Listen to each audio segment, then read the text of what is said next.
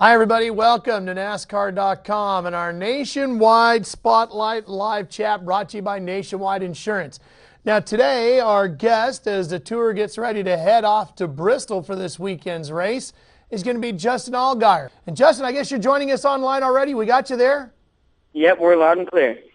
Hey, I see the big news is you were struggling a little last night to get some sleep, huh? How tough was it? Yeah, Bristol coming up. There's been a lot going on, and just thinking about a lot of things. And so, unfortunately, at 3-something this morning, I finally decided that it was time to go to sleep, and had to get back up at 6:30 to go work out. So, it's been a little bit of a rough morning this morning, but not too bad. Well, speaking of workouts, I know this new Nationwide car takes a little bit of extra strength out of you. Have you changed your workout routine to get yourself physically prepared for this car at a place like Bristol? Yeah, absolutely. The biggest thing for me that I've worked on is just endurance. Trying to make sure that, if it comes down to the end of the race and we've got a 75 lap run where it goes green, or a 50 lap run, or where you're really going to push yourself for a decent amount of time. It's definitely important to make sure that that's a big part of it, because these new cars, you physically just drive them so much harder than you did the old cars. I really don't know why. I think a lot of it has to do with the fact that they're a lot heavier. But, we drive into the corner a lot harder. You're back on the gas earlier. And just seems like you really, you're pushing your limits of your body a lot more. So, yeah, definitely am doing more. For me, I didn't work out a whole lot before. And this new car has kind of forced me to really push my training program to another level, and really push myself to be better. Well, the fans, Justin, have some questions for you, and we'll kick things off with Jason, who chimes in from Birmingham, and he'd like to know, how many cup races are you scheduled to run this year, if any? Well, unfortunately, Jason, I'm not scheduled to run any yet. We're really working hard on that, and that's something that for me, is obviously a goal of mine. Making it to the cup level is something that obviously I won't feel like I've completed my goals unless I can at least give it a shot sometime. So we're pushing hard to try to do that. But as of this moment, it's just going to be the Nationwide stuff for now. Well, Maureen Kay out of Santa Fe would like to know, how do you like the new car? Are you a fan of it? Yeah, the new car has been great. The 4 races that we ran last year really were a good precursor to what we found this year. Obviously for me, I've switched teams, I've switched manufacturers. The new Impala is actually really, really strong. That's one of the things that I was a bit unsure of, because with this new car, they kind of all have their own identity. They all look totally different, which is one of the things that I love. But getting behind the wheel of it, I really feel like we've here at Turner Motorsports, they've made huge gains in the progress of the car over the winter. They're fun to drive. Like I said, you do drive them harder, but I think that gives it its own little bit of extra. You're able to really put yourself in play and push yourself to be faster. And as far as safety, obviously that's why they went to the new car, because it's a lot safer. In Daytona, we got into the wall. Not very bad, but honestly, had I not known that I hit the wall, I wouldn't have felt it. It was just these new cars are way safer and a lot more comfortable to maneuver around in and drive. So, yeah, I absolutely love the new car. I'm sure that there's going to be a couple of racetracks this year that I'm not going to like it all that much. But so far it's been really, really good, and we've had a great race car for the first 3. Boy, it sure was good at the last round of Las Vegas. You and your Turner Motorsports teammate Mark Martin going 1-2.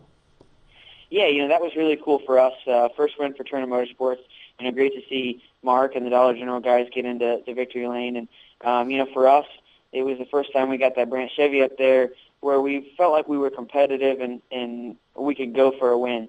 One of the things that we made a great pit call. Jimmy Ellis, the crew chief, made a great pit strategy call. And we came in and we took fuel only there towards the end of the race. And, proved to be very important because a lot of the leaders had to pit for fuel. So that was really, really cool for us to be able to do that. But, it's it's going to take some work. You know, we're still not exactly where we want to be at. You know, we kind of got a little lucky in that sense that we probably wouldn't have won the race had it been straight up. But at the same time, you know, I feel like we've come a long way in the first 3 races. And you know, anytime you start with a new team and a new crew chief and new people all around you, you know, it's definitely, there's a learning curve, and I feel like our learning curve has been, you know, straight up, and we're gaining the right pieces of the puzzle that we need every week, and we're definitely going in a good direction. Justin, who was your biggest influence growing up?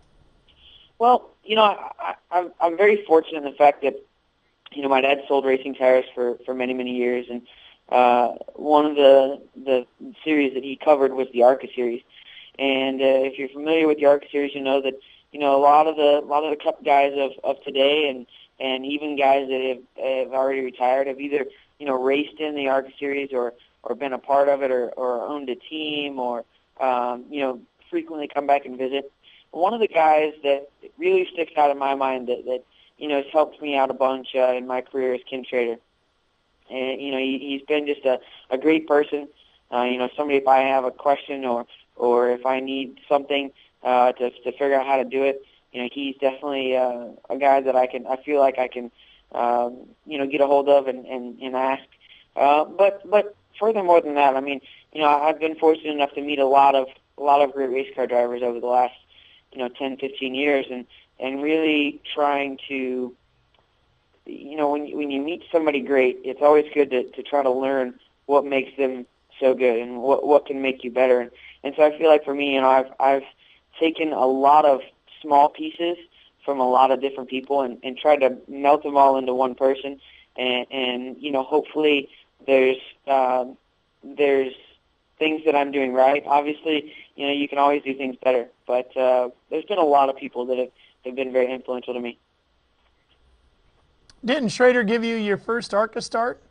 He did. Actually, we were trying to figure out what we wanted to do next. We were racing dirt late models at the time, and my dad and Kenny were kind of talking back and forth. And Kenny said, you know, he said, I've got this old car sitting here, and he said, it's not very pretty.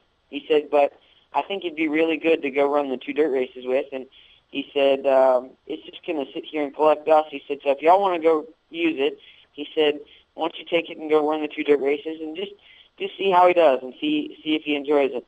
And that probably got something started that my dad probably regrets to this day, because it probably cost him a lot more money than what he was hoping. But you know, we went to the 2 dirt races and ran really well, and then went to Salem that same year and had a decent finish. So you know, that was something that to me I'll never forget. You know, Kenny's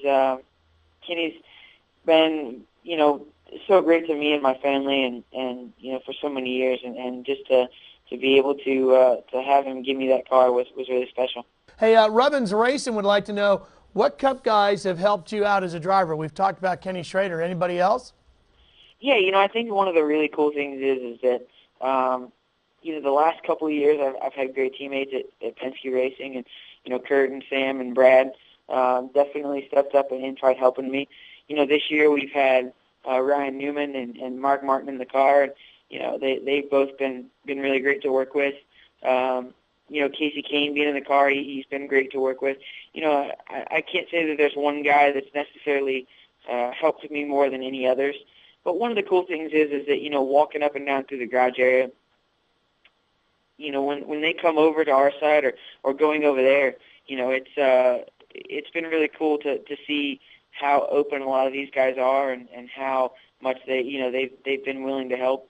You know, this year it's probably been Jeff Gordon the most that's helped me. You know, he's been somebody that if I have something that I need to figure out or work on, he's been a big help. And same goes for his crew chief, Alan Gustafson. You know, they've both been really cool to me this year, and have helped me in you know, quite a few different ways. All right, Justin, thanks a lot for stopping by and joining us here today on our NASCAR Nationwide Series Spotlight. Best of luck to you this weekend with your Turner Motorsports crew at Bristol. And if you want to come to another Supercross, just let me know, and make sure you let me know as well about those lines up there at the go-kart track. Sounds like you got it all figured out. Good luck this weekend. Thanks so much, and I'll definitely hit you up for the Supercross deal. And when you decide you want to come race some go-karts, you get a hold of me, and we'll go up there and we'll speed you up a little bit. All right, thanks. You got it, pal. Thanks, folks, for tuning in to NASCAR Nationwide Series Spotlight here on NASCARNationwideSeries.com, and we'll see you next week, next Tuesday, right here. Okay, take care, everybody.